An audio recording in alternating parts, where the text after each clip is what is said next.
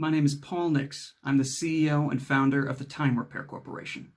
We're a sustainability consulting firm that's focused on solving sustainability issues with education. Because of this, we're extremely focused on bringing the very best of educational standards into what we're doing. We've been looking really hard for about 10 years now at the Finnish model of education, because as everybody in the world seems to know, the Finns are doing it right when it comes to education. But what is it about what they're doing that's going right? This is something that a lot of people seem to disagree on, and it's a place where people seem to have a lot of trouble adopting those same patterns and getting those successes out of it. Part of the problem is that people feel like they can just copy-paste some of those components and then get the same results.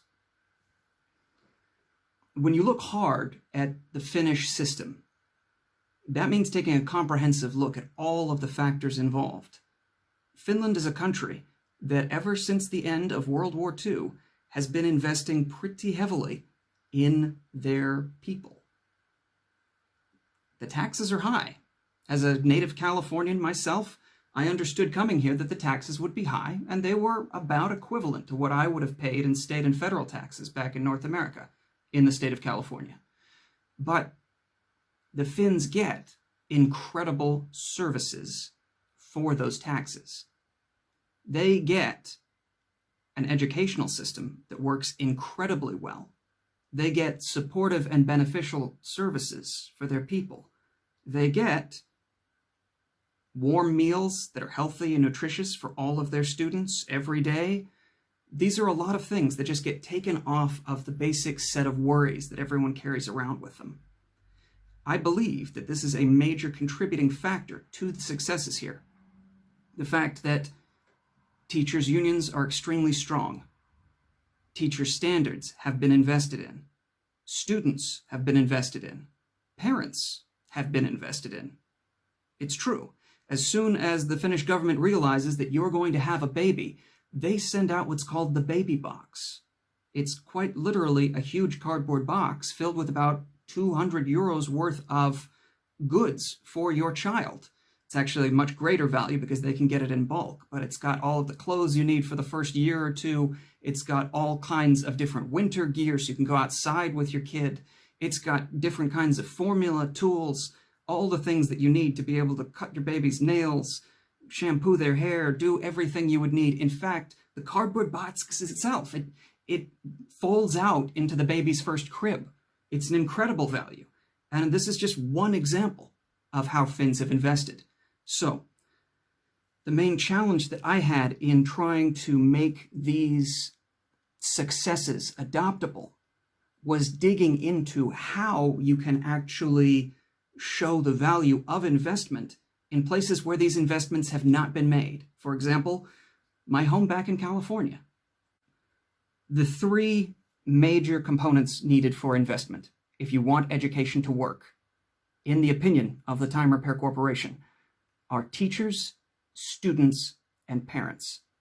And we are aiming to help by putting together what we call Zero to Civ with the Canadian Open Learning Academy. We've taken a lot of time to break this down and put it together well, and we've got something that we can work with. As we go on and continue piloting, we're going to continue refining it. But that's the entire point of Zero to Civ. It's meant to be an open source project so that anyone, anywhere in the world can follow along, can join us, can become a part of it, and can benefit without having to pay anything. Because when I say investment, I'm not necessarily talking about money. I'm talking about time. We are the Time Repair Corporation. So let's look at it more specifically. Teachers work incredibly hard for a large number of students.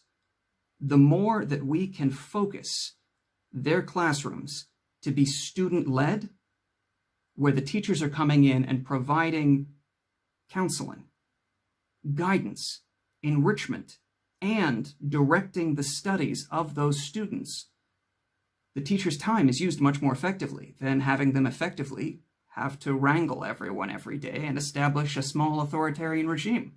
There's no reason for teachers to have to live that life. So let's stop forcing them to. Students. You heard that word, student-led. What I'm talking about there is that if a student raises their hand in class and says, hey, I've been working on this thing with drones. I made my own last summer, and I was thinking I could maybe use it in my science project. Great. That's the opportunity for the teacher to come in and say, fantastic. Do you know how that applies to what we're going to be studying in physics, how we're going to be studying in math, studying in art, studying in history? There are ways to link almost any subject imaginable to almost any interest a student has. And if it's being done right, students can come up with projects that link to or utilize their own interests and suddenly have practical applications for what they're trying to do and learn. That's the world we're trying to make. And Finland already, to a large extent, has it. That's why students get good grades. They're interested in what's happening. They're not overloaded with homework. They are not killing all of their playtime. In fact, the playtime is reinforcing their studies. So go and play. Enjoy life. Why would anyone direct you to do anything else? It seems kind of crazy if you think about it. Last and most important, parents. I want you to imagine a scenario where a hardworking parent has not had enough time. They come home and they see their kids and they both want to watch different TV shows, so they end up doing it in different rooms, and you barely have any time to eat or anything. And you need to unwind before you go back to work, and you need to work in order to meet the needs of your family. I get that. I'm absolutely 100% behind doing what you've got to do to make sure that your family's all right. So let's say that one day you decide that for that little bit of downtime you've got, instead of just, turning on the TV and finding, whatever it is you're going to find, instead you take 20 minutes, all right? 20 minutes in a day, if you can. And you ask your student what it is they're studying. That's it. That's the first step right there. And I know that sounds super simple. You guys are already doing that. You're good parents. I get that. Kid says, I'm studying space. Fantastic. You've taken 2 minutes to ask and listen. That's padding it. But we take another 2 minutes and you hop online and you do a quick Google search about space and about projects that you can be doing quickly with your child. You find one immediately that involves a basketball and the head of a pin. And so you ask Junior to come with you. Say, hey, I've got something we can do. You grab a basketball and you grab a pin out of the sorting drawer before you leave. And you walk outside with Junior. You put in their hands the basketball and you say, you're the sun. This basketball represents the scale of the sun. In comparison, the head of this needle represents the size of the earth. Now, I want you to walk 28 huge steps that way. Go. And once they've walked 28 huge steps, they can see how far apart the sun and the earth are at that scale. You can bring them back over. Explain what you're talking about. What it means for things to be that big, that different from anything you can imagine. And for a couple of minutes, right? Because it doesn't take that long to walk outside. It doesn't take that long to run through that. Let's say we've killed 10 minutes tops. You've got the other 10 minutes to sit there on your lawn with your child, with your student, and think about the scale of the cosmos together, to reflect on how small everything is in comparison. That kind of a moment with your student is absolutely priceless. And it only cost you 20 minutes total. If you can do something like that every single day that applies to what your student is studying, you've invested that time and energy. Don't go down and yell at the teacher unless the teacher's really screwing something up, because honestly, that's not doing anyone any good. Your student needs that time from you. If the student's being hurt, absolutely do something about it. But this is a way that you can invest your time and energy. Students, this is a way you can invest your time and energy. When you're interested in something, bring it up. Make that the focus of your project. Find a way to make those topics interesting to you and take your education for yourself.